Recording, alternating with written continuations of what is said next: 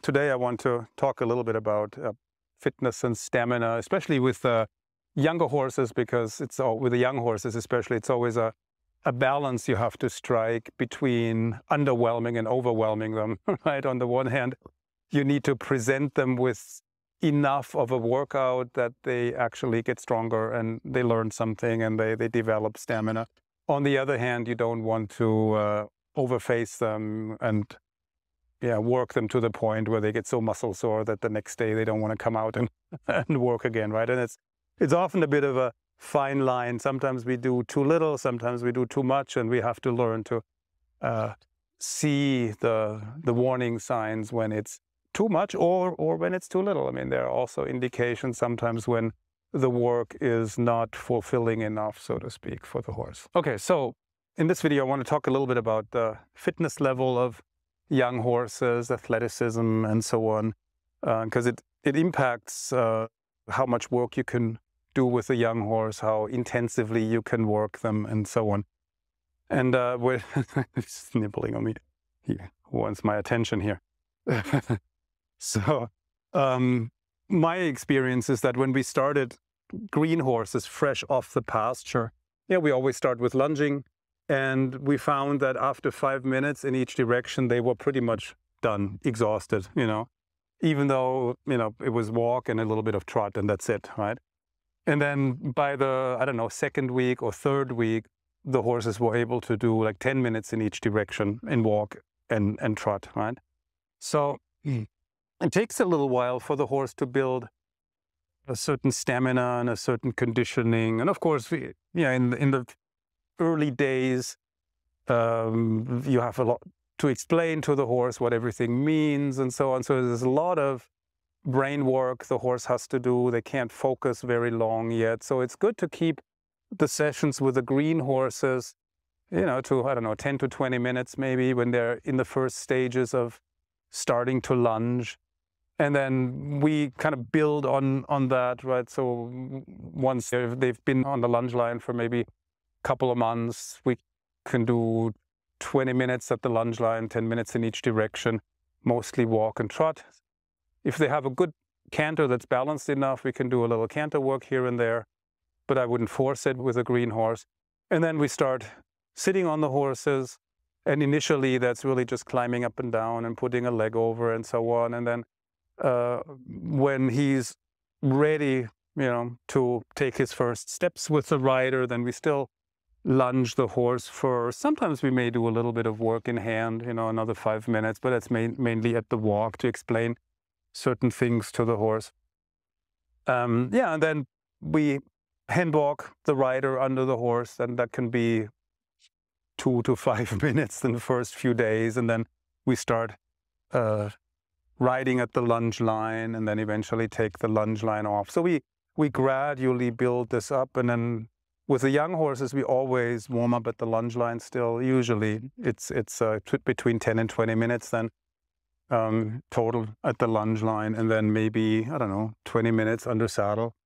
So depending on sometimes more lunging, less riding. Sometimes maybe we feel like we can get on a little earlier and ride a little longer, or maybe we do 20 minutes on the lunge line, 5 minutes in hand, and then another 10, 20 minutes under saddle, so that the young horse works maybe 30, 40 minutes, but not really more. And as the horse matures and gets stronger, more trained, of course, then you can ride a little longer, you can make it more intense. But I would still, even with the older horses, recommend staying somewhere between, 40 and 60 minutes for a session. If you feel like you need more than an hour, then things are probably not going well. Then maybe it's time to stop and think about a different approach. So look for signs of fatigue when you're working with any horse, really, right? Sometimes the first signs of fatigue are subtle. It can be that you feel like, well, he was going better 5 minutes ago, and maybe now he feels a little bit more crooked, or he feels not as light as he was, or not as energetic, or something. It's like Yeah, we did that better, 5 or 10 minutes ago, and that's often the first sign that now it's time to go home, time to end the session. And if you keep going, then he'll just get more fatigued.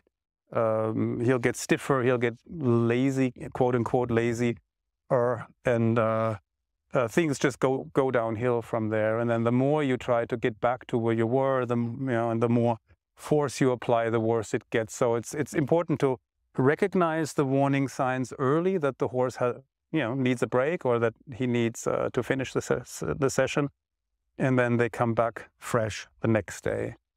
Podhajski actually says in his book somewhere that an old rule says that the horse should return to the stables as fresh as he left the stable, right? So you don't want to exhaust your horse, and then put him away so that he can barely stand or doesn't want to eat anymore, so that would be a sign that you've gone way over the limit, right? And then if you ride too long because it's so much fun, he's going so well, then he'll probably be muscle sore the next day, and then he'll be grumpy and he won't want to work. And so, I've made that mistake too, that I had too much fun riding and then I didn't stop when I should have, and then the next day the horse was usually not so good, or was muscle sore. So it's the first signs of fatigue are very subtle. They're very easy to miss, but by the time the horse gives you very loud and clear signals, it's already too late almost, right? So train yourself to pick up on the small indications that your horse needs a break or needs to go back to the barn. Yeah, and in terms of fitness too, it's good to keep in mind that the walk is a great gate to teach the horse new movements and to explore ideas and to observe the horse, to figure out how we need to sit and how we need to aid.